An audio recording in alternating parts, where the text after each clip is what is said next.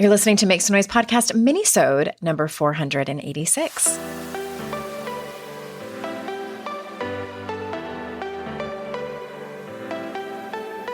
Welcome to Make Some Noise podcast, your guide for strategies, tools, and insight to empower yourself. I'm your host, Andrea Owen, global speaker, entrepreneur, life coach since 2007, and author of 3 books that have been translated into 18 languages and are available in 22 countries. Each week, I'll bring you a guest or a lesson that will help you maximize unshakable confidence, master resilience, and make some noise in your life. You ready? Let's go. Hey everyone, welcome to another minisode. I am so glad that you're here. I hope that you like these. I really like bringing them to you, so I hope that they're entertaining and keep you engaged for the 10 to 20 minutes that they are. This is the last episode I'm going to be making on this particular computer. So I bought an iMac and I use GarageBand. Any of you know the software. And I recorded my solo episodes on GarageBand. And I bought this iMac, you guys, in 2017. It wasn't, to me, that's not that long ago. That's, that was just like yesterday. And the software kept crashing on me. It was infuriating. Here I am having a conversation with you. And then I get that damn pinwheel, that rainbow pinwheel. And it's like, I don't even remember what the error message was. Basically, they're like, you're talking too much, lady. You talk too much and we can't keep up. Was the error message that I saw. And there were some other problems. So I take it to the Apple store. And the guy was basically like, yeah, you need more storage on here. And I'm like, explain this to me. I spent an obscene amount of money on this computer just 5 short years ago, less than that, 4.5 years ago. And I need a new one? Yes, you do. Okay. So it's being delivered today. And I'm very anxiously awaiting the FedEx driver bringing me my brand new iMac with a lot more storage. So my daughter's going to get this computer. But I wanted to bring you, I thought, what could I talk about today on the podcast? I know what I'm going to talk about. I'm going to talk about what I brought to therapy. Because what does Andrea Owen do best? She airs all of her dirty laundry out for everyone to see, much to my mother's discomfort. I talk about all the things that are on my mind, including what I brought to therapy. Okay, so here's what I brought. I have not lied ever about the struggle that I have been going through as an aging woman. I think especially since the pandemic hit, I feel like it just put it on hyperspeed. My physical health, my face looks like it aged 10 years in just the handful of years that the pandemic has been happening. And I've talked to you guys, like I'm really struggling here. And I sort of look to other experts or celebrities or women that I admire who seem to be handling it so gracefully and feel so empowered by just the whole process of aging. And I am like a cat that's gotten thrown in a bathtub. Like, what? Get me out. I am so uncomfortable here. What is this? I don't know what to do. I don't know what to do with my hands. Help. And so also because, and I've told you guys, my mental health suffered over the pandemic. So did it. I also suffered professionally because I wasn't completely on my A game. I wasn't my normal super ambitious, can handle 17 projects at the same time. And we knew that it was going to be a time like that. And luckily we were fine, but just, it was weird. It was super weird and uncomfortable and something I had never experienced before.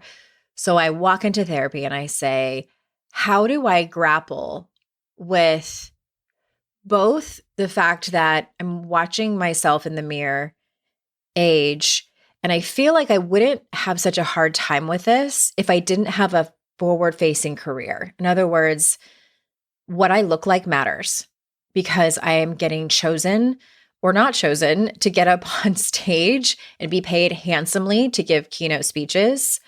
I have a social media platform where I have to show up, and it matters. I hate that it matters, but it does. It's tricky. How do I I do this better? How do I age more gracefully? How do I embrace this? Because it's just starting. It's barely I'm only 47. Like I'm not that old. It's just starting. And also my career pivoted and kind of spun out for just a little bit there. And it's fine. It's going to be fine. But like these two things that for me, in my experience, and I know it's for a lot of you, these two things that tend to, we live in America where the beauty standards are ridiculous and capitalism. We are valued based on not only how we look, but how productive we are, how much money we make, how successful we are. So these two things took a hit. How do I handle this better? Because it's been really, really hard. At the end of the session, I won't get into too much of like the nitty-gritty of it, but it became, well, you just have to grieve. It's a grief process, and also just unpack that this doesn't define me. Like on this, like I understand this. Like this is exactly what I would tell a client. Like it doesn't define you. Like what defines you? Other things define you, who you are, your character, how you treat people, et cetera, et cetera, et cetera. I work in personal development. I know these things, but when it's in your face, it still feels like it hits me over the head with a frying pan sometimes. I think coupled with that as well is that because our appearance is something that is unearned, I think for me, I have always tried so hard to prove my worth through my talent or through my sense of humor or through my book smarts. Brene Brown talks about how we hustle for our worthiness. Mine has always come from that direction. I don't want people to look at me and not take me seriously. I want people to take me seriously because I am talented. So I find myself going above and beyond and bending over backwards at times. Not as much anymore, but definitely 10, 15 years ago, 100%. I was killing myself to try to prove to everyone that I was worthy of their time, that I was smart, that I was funny, that I was professional, that I was successful. And it's a recipe for disaster because for many of us, myself included, we're constantly moving the goalpost. And I think it just kind of caught up with me, the pandemic, and just for being forced to slow down, right? Being forced to slow down. And I think one of the things that's helped, one of the realizations that I've come to is that in terms of appearance and aging, literally no one cares except me. Nobody cares. Nobody's thinking about it at all. It's like, when you're in middle school and you're like, okay, because I have a 9th grader and a 7th grader. And so, when you're in middle school, and I don't think this is everyone's experience, but everything is embarrassing. Everything's embarrassing. And as a parent of a middle schooler, you're like, no one is watching you when you go to bring in the empty trash cans from the street up the driveway. How is that embarrassing? It's not. No one cares except you. It's this invisible audience, right? It's the same with aging. And I think that's not totally true because we see women, celebrities get just crucified online. If any of you follow Madonna on social media, she's been interesting lately, really interesting. She's definitely had a lot of plastic surgery done. And has Madonna ever been like average or boring? No. And what is she in her 60s now? Like she's not going to start now. And so she does these really interesting things on social media and people are just making fun of her and like, what's wrong with your face? What'd you do to your face? And it's just, yeah, we see women get crucified either way for either looking old or having too much plastic surgery done, even when their plastic surgery is fantastic. Like, I think Jane Fonda looks amazing. I think Kris Jenner looks amazing, but still, they get just raked over the coals. But for people like me, no one cares. No one cares. And every once in a while, I'll get a mean comment from some anonymous account about my age. Rarely. I can count on one hand how many times it's actually happened. And I know, like, at the end of the day, it's an attempt to just insult me, because who knows? That's another topic for another podcast episode. But all this to say, no one really cares. The people that matter the most, y'all, my family, my friends, my colleagues, don't give a shit about the lines on my face, or that I have the beginnings of jowls, and that I have tech neck. Do you guys know they have a term for it? The lines on your neck? No one cares. So that's actually been helpful to realize that. And in terms of career, and actually my financial advisor and CPA, who are both women, I'm grateful for that, have both said, and these people specialize in, people with small businesses and people who are middle-aged, who are in their earning years. And they're like, this happens to everyone.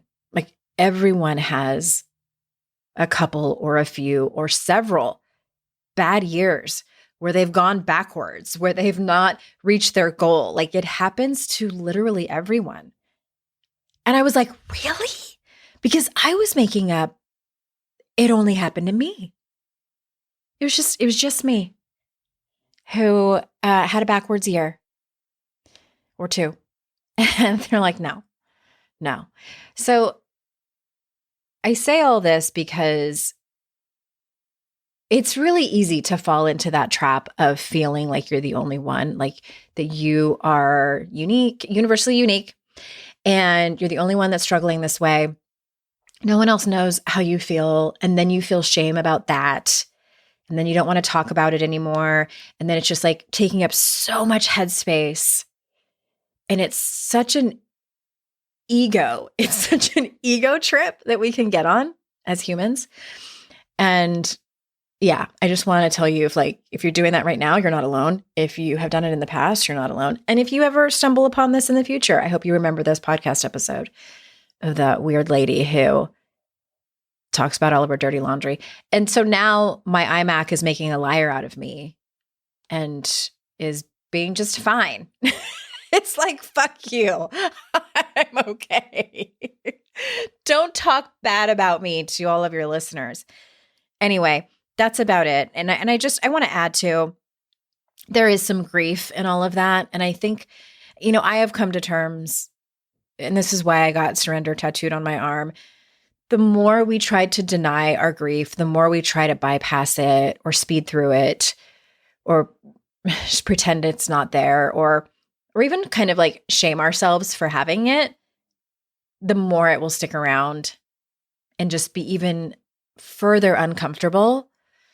So I'm not afraid to say, I think for many of us, there's grief in aging. Our body is not as quick as it used to be. It's not doing the things that we make up in our head we can still do. Do you guys know what shuffle dancing is? Okay, if you look on social media, sorry, my ADHD jumping all over the place. But speaking of jumping all over the place, shuffling is it's this really cute dance thing. So I see it on TikTok and I'm like, I could totally do that. And in my head, easy. So I tried to do it and it was a disaster. It was a disaster. I can kind of still do the Running Man. And then I bought a course on it and it was only like $11. And then I tried to practice and it was so hilarious that I took a video of myself and sent it to two of my friends. I sent it to Amy and Anna Maria and they were like, don't show this to anyone.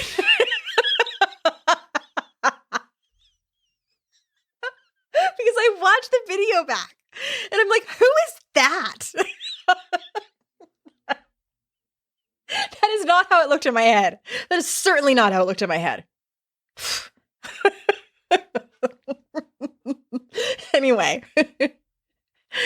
I have to have a sense of humor about it, which I think is important for grief. It can aid in the healing process, but there's grief in not recognizing yourself in the mirror anymore. And when your physical health starts to shift and you're just not as resilient. My body's just not as resilient as it was even 5 years ago.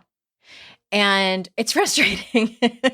It's frustrating. So I feel you if you're also going through that. If you're not and you think I'm weird, that's okay. That's kind of my reputation. And that's totally fine. And I think that's about all I have for you today. And I hope you're well over there as this holiday season is quickly approaching us. I am excited for our future episodes. I'm pretty sure I'm going to do a sexual health theme. Did I already tell you that? I might have already told you that. And we are also, we're going to do a recovery theme. And then it's going to be the new year already. Thank you so much for listening. Thank you so much for telling your friends about this podcast that I'm coming up on 10 damn years, y'all. May 2023, it will be 10 years of this podcast. And remember, don't forget, it's our life's journey to make ourselves better humans and our life's responsibility to make the world a better place. Bye for now. Hey, did you know there's free secret podcast episodes waiting for you that are not part of my regular podcast feed? Yes, AndreaOwen.com/free. And you just sign up. You get a link sent to you. It's very secret. It's like a secret club. We don't have a secret handshake. Don't worry about that. But it's these motivating podcast episodes that I made for you. They're under 20 minutes each. There's 3 of them. They're for wherever you are in your life. So head on over there and grab them. They range from really supporting you and seeing you where you are and being compassionate, all the way to giving you a giant kick in your ass and telling you how amazing and gorgeous and phenomenal you are. So AndreaOwen.com/free and get your hands on that free podcast feed.